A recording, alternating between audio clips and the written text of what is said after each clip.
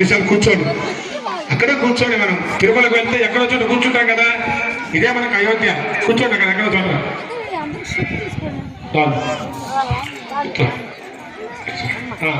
మూడు సార్లు మేము చెట్లు కపిలార్థకం శాంతిరస్తు పుష్టిరస్తు దుష్టిరస్తు బుద్ధిరస్తు పోసేసి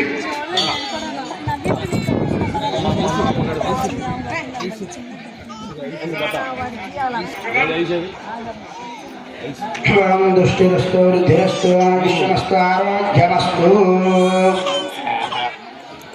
अच्युतार्पणं समर्पयामि।